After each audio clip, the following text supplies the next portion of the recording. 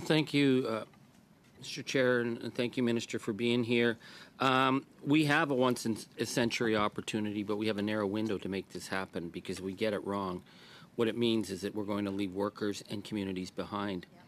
When I'm talking with workers, particularly energy workers, they're saying to me they're more than ready to step up, but they want more than promises. They've been asking for a couple of clear things, and they are not sure they're getting it. They want an independent body. They want it to have a mandate. They want the legislation to ensure that they are at the table.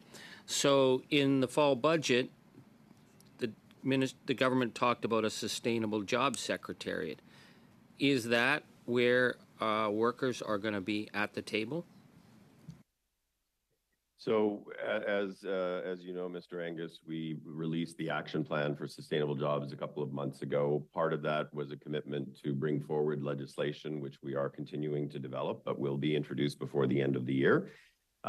It will have architecture. The Secretariat is largely going to be where the federal government actually ensures that its different areas of the department are aligned, but there will be a partnership council, which will certainly involve significant representation from labor. Yeah, I see that because, we were told the Sustainable Jobs Secretariat, we didn't need an independent body, there would be the Sustainable Jobs Secretariat. And then I read that it will provide the most up-to-date information on federal programs, funding, and services across government departments, which sounds to me like an office desk that puts out brochures. But then I read that the Sustainable Jobs Secretariat will be a sustainable jobs stream under union training. So that's where they're going to be? Is the Secretariat going to be, you're going to be training workers there? Like, those are two very contradictory positions. Where is the table and what is the mandate that labor gets to sit at to say we have a say in the future of our communities and the future of our jobs? That will be the Partnership Council. No, now we got the Partnership Council. So, I got to go back, and I've been talking with the building trades, IBEW, Unifor Western Canada. Those are guys and women who, when management comes to us and says, trust us, they're saying, yeah, sure, you want us to trust you, put it in writing. So will that, the Sustainable Jobs Partnership Council, will that have legislation? What kind of mandate will it have? And what kind of role will workers have in that Partnership Council? Well, certainly a lot of that was actually outlined in the Sustainable Jobs Action Plan, and the rest of it will be outlined in the legislation that will be forthcoming. But it certainly will have a broad ambit. It will be able to provide significant input in terms of the shape of needed programming and strategic orientation going forward. So will that be legislated, the mandate, what rights they have to be heard? And how many seats will Labor have? What is this council? I mean, how many? You must have thought this out. Who's going to be at that council? Does it meet like once a year? Do they get to write in submissions? Or is this a council that actually has the power to say Labor's voice, who represent the communities that are moving to a new economy, are going to have a say to make sure that money's spent well? Yeah, the focus very much is on the economic opportunities, ensuring we seize them, ensuring we are creating good jobs for workers and for the communities they live in. That is certainly something that will be discussed in the legislation. It's certainly something you and I have discussed on a number of occasions, and we certainly, as we continue to evolve the legislation, continue to look for input from folks, including yourself.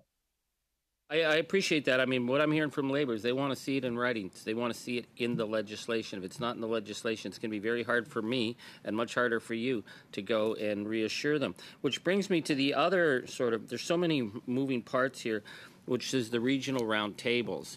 And they talk about union partners in the regional roundtables, yet I've never met a union that's been involved in any of the roundtables. So is that roundtables? Who's at those roundtables?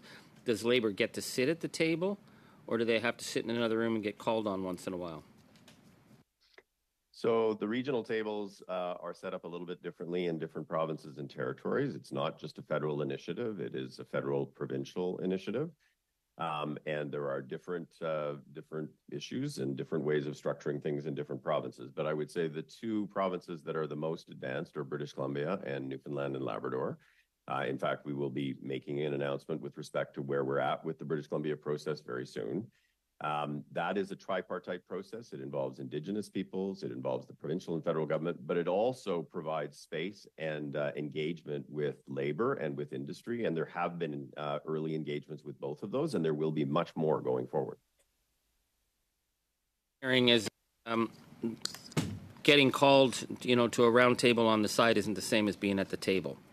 And if that's not happening in BC, I don't see it happening anywhere else. So you say that this is a federal-provincial partnership, but the feds are driving this agenda. So you get to say, if we're going to do this federal-provincial partnership, you get to say to some degree who's at the table. So is Labour at the table, are First Nations at the table, or are they in another room that get called on once in a while for advice? So this is a consensual process with the provinces and territories. It is not just a federal initiative, and it does look different in different parts of the country. But in British Columbia, where we are working with, as you would know, an NDP government, it's a tripartite process that includes Indigenous peoples, but there is significant opportunity for engagement on the part of labor and industry. Okay, and we're out of time on that. Thank you.